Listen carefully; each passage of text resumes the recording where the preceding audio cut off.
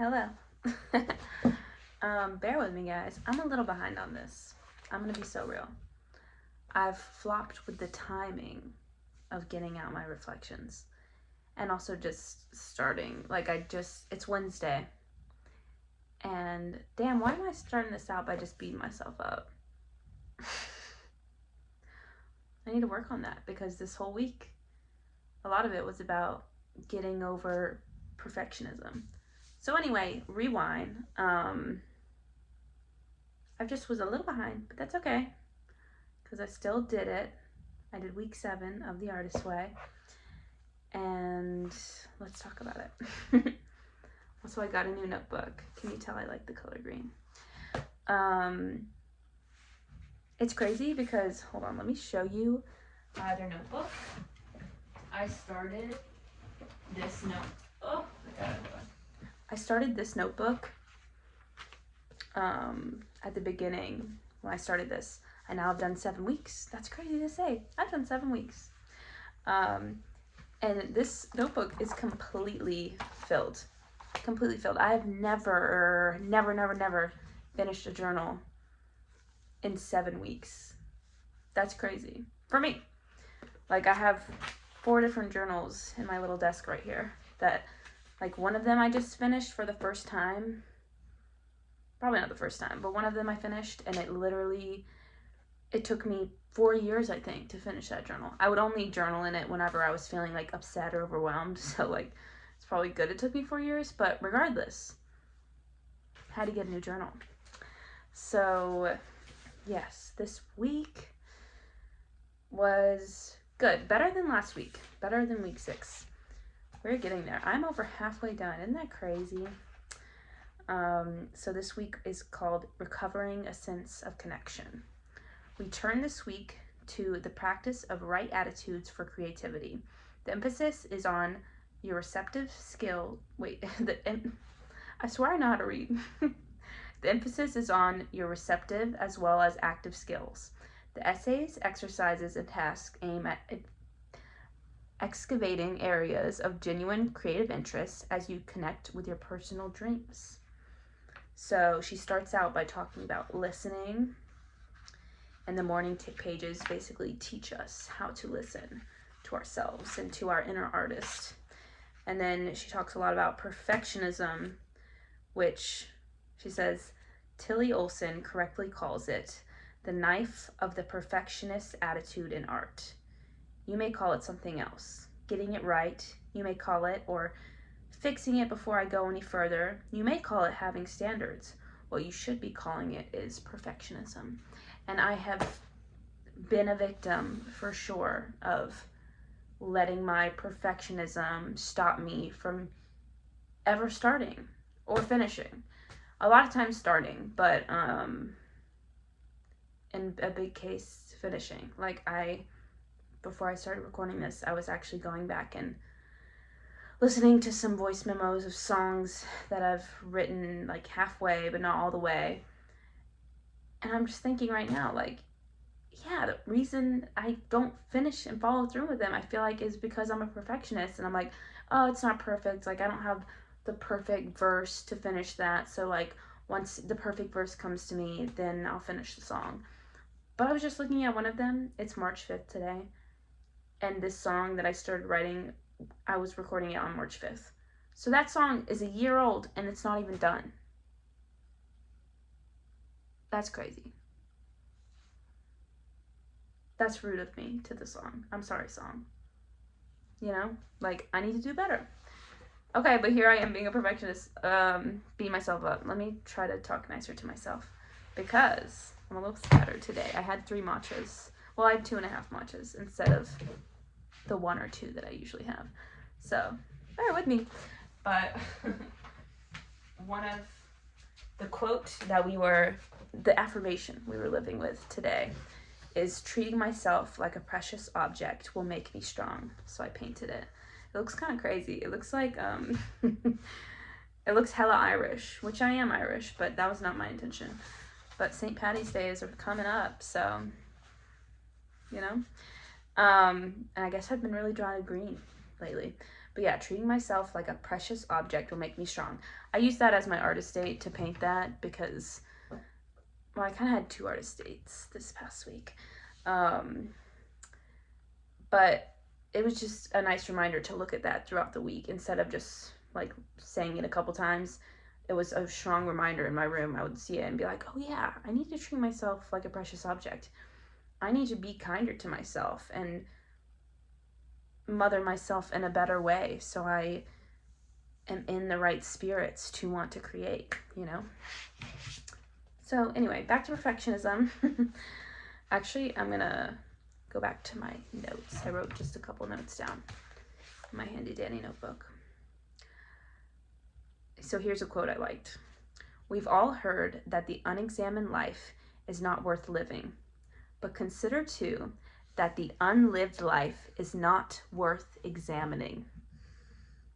I wrote down, whoa. Let me repeat it again because this blew my mind. We've all heard that the unexamined life is not worth living, but consider too that the unlived life is not worth examining. The unlived life is not worth examining. So that just really spoke to me because, and I think this goes along with perfectionism, what she's talking about, that so often as artists, we critique and obsess over everything that could go wrong with something that we're wanting to do or wanting to work on, or we just nitpick it so far that we don't even let ourselves do it. We don't even let ourselves see it through before we just attack it. And then it never got the chance to live. So why are we over-examining these things that haven't even been born? They have not even existed. And yet here we are like critiquing them before they even have the chance. That's crazy. And that just rewired something in my brain, Julia. Good stuff. I also wrote, the success of a creative recovery hinges on our ability to move out of the head and into action. And I said, time to take risks, baby. Because she starts talking about risks. Right? Yeah. After perfectionism, she starts talking about taking risks. What would I do if I didn't have to do it perfectly? Answer, a great deal more than I am. And that's real. I also wrote, perfectionism isn't what we think of it. It's a trick of the mind. Like, it has nothing to do with getting it right. It's a refusal to let yourself move ahead. And I think that also just rewired my mind. Like, here I've been thinking these creative projects that I've wanted to start, or I have started but I haven't completed, I've just abandoned halfway through. I'm thinking, oh, well, it's because I want to get it right. I need to learn more before I do that so I can get it right. But it's just me actually like stopping myself from seeing it through. And I need to stop doing that. Whew, so it's been very inspiring. Yeah. She also talks a lot about jealousy. And that has been...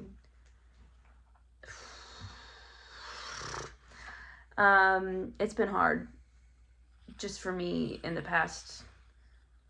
You know, I'd say that jealousy wasn't that big of a deal to me when I was younger. Like, as an artist, as an actor and a singer or whatever, performer, in high school and even in college, I didn't really get bogged down by jealousy. I was so busy in my own lane and doing my own thing and focusing on my own stuff that I did not have time to worry about what other people have been doing. And maybe it's the fact that I'm not in school anymore and I don't have like this such a rigorous schedule that I just have, and I'm not around as many people.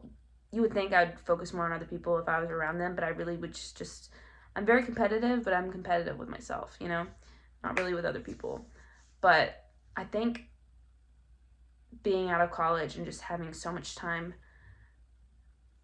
to just exist on my own, and social media for sure, just like that being like way I see into other people's lives has made it where I am just so like comparing, and I just like get these feelings of like, well, that should be me doing that. Like, I should have that opportunity too. Like, if it's happened for them now, why hasn't it happened for me? And I hate getting into that mode of thinking because it's not fun. It doesn't feel good, but it's hard to stop. It just, like she says, my jealousy roars in the head, tightens the chest, massages my stomach lining with a cold fist as it searches out the best grip. I have long regarded jealousy as my greatest weakness. Only recently have I seen it for the tough love friend that it is. Jealousy is a map. So there's this activity where you have to like map out people you're jealous of and what it is they're doing that you're jealous of, and then an action that you could take to get out of the mode of like overthinking and just like being obsessing over them and what they're doing, and instead taking action in your own life to move toward the direction of doing whatever it is that you think only for some reason they get to do. Because I think that's a lot of times what jealousy comes down to. It's that you think, well, it's for them, like it's just they can do that, I guess, like not me. And then it just becomes this whole self-pitying pit of despair, when really it's like, no, just do it too. You don't have to copy them exactly, obviously, but like there's room for you to do it. Go do it. You know, who's stopping you? You. Me.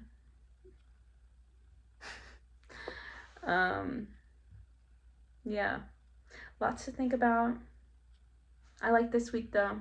And I read the chapter. I'm starting the weeks late. You know, I'm just a little bit behind, but that's okay because I'm still going. And I think that's what matters. Because this next week I read about it, and it is called Recovering a Sense of Strength. And I do feel myself becoming stronger. I do. I also have a new job aspect, a prospect on the horizon.